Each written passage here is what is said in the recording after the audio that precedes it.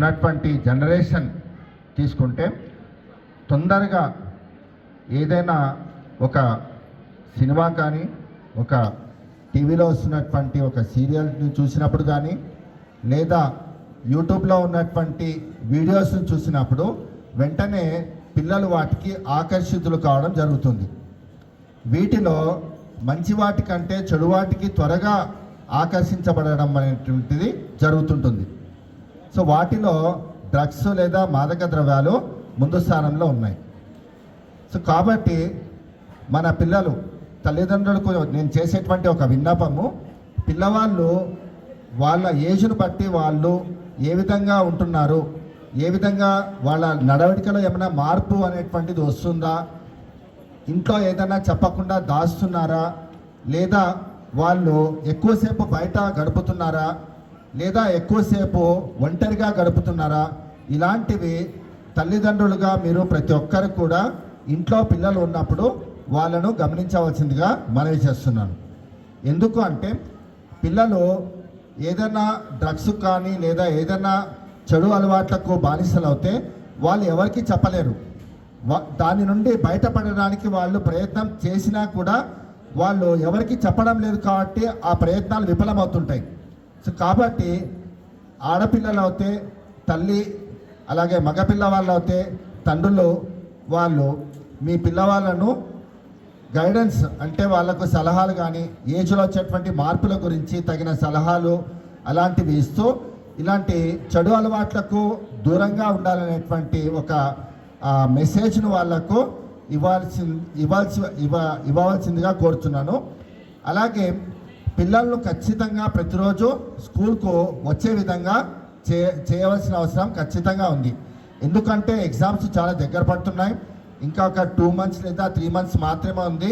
ప్రతి ఒక్కరూ ఎగ్జామ్స్ మీద కాన్సన్ట్రేషన్ చేయవలసి ఉంది. కాబట్టి పేరెంట్స్గా మీరు ఎన్ని పనుల్లో ఉన్నా కూడా, మీరు పొలం పని కానీ ఇంకా వేరే మీ యొక్క పనులు ఉన్నా కూడా మీ పిల్లవాళ్ళు ఎలా చదువుతున్నారు, వాళ్ళు స్కూల్కి రెగ్యులర్గా వెళ్తున్నారా లేదా, స్కూల్కి వెళ్తే వాళ్ళు అక్కడ ఏం చేస్తున్నారు, ఎలా చదువుతున్నారని ఉపాధ్యాయులను ఫోన్ చేసి కనుక్కోవాల్సిందిగా మనవి చేస్తున్నాను. లేదా మీకు సమయం దొరికితే ఖచ్చితంగా వచ్చి స్కూల్కి వచ్చి ఉపాధ్యాయులతో మాట్లాడి వాళ్ళ గురించి మీరు అడిగి తెలుసుకోవాల్సిందిగా కోరుచున్నాను. అలాగే జూనియర్ ఇంటర్ విద్యార్థులకు ఒక మనవి, మీకు ఎగ్జామ్స్ చాలా దగ్గర పడ్డాయి. సో కాబట్టి సీనియర్ ఇంటర్ వాళ్ళు ప్రాక్టికల్స్ February 1st వీక్లో ఉంటాయి. అలాగే ఆ థియరీ ఎగ్జామ్స్ March 1st నుండి స్టార్ట్ అవ్వబోతున్నాయి. వాళ్ళు చదువులో ఇప్పుడు రివిజన్ చేయాల్సినటువంటి సమయం. సో కాబట్టి సిలబస్ ఆల్మోస్ట్ చివరి దశలో ఉన్నాయి, లేదా కొన్ని సబ్జెక్ట్స్లో సిలబస్ కూడా కంప్లీట్ కావస్తుంది.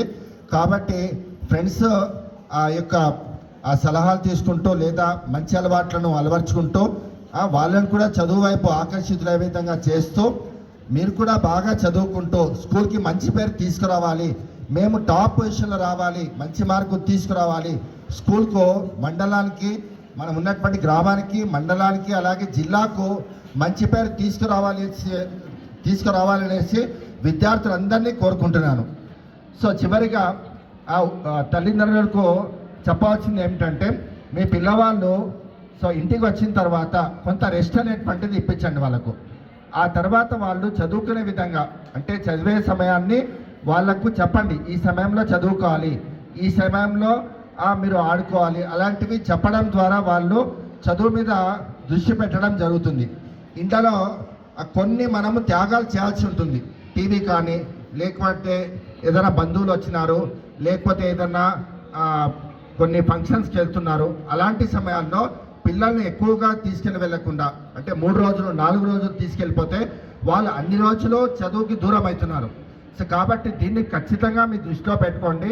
వాళ్ళకి చదువుకి దూరం చేయకుండా వాళ్ళ చదువులోనే ఈ 3 నెలలు 4 నెలలు చదువులోనే ఉండే విధంగా మంచి ఇంతవరకు చేసిన కష్టము ఫలితం వాళ్ళు ఒక 3 నెలల తర్వాత లేదా 4 నెలల తర్వాత వస్తుంది. కాబట్టి ఆ ఫలితాన్ని మంచిగా తెచ్చుకోవడానికి ప్రతి ఒక్క విద్యార్థి ఆ ఫలితాన్ని తీసుకోవాల్సి ఉంటుంది. కాబట్టి తల్లిదండ్రులు మీరు ఖచ్చితంగా వాళ్ళకు సపోర్ట్ చేయాల్సి ఉంటుంది.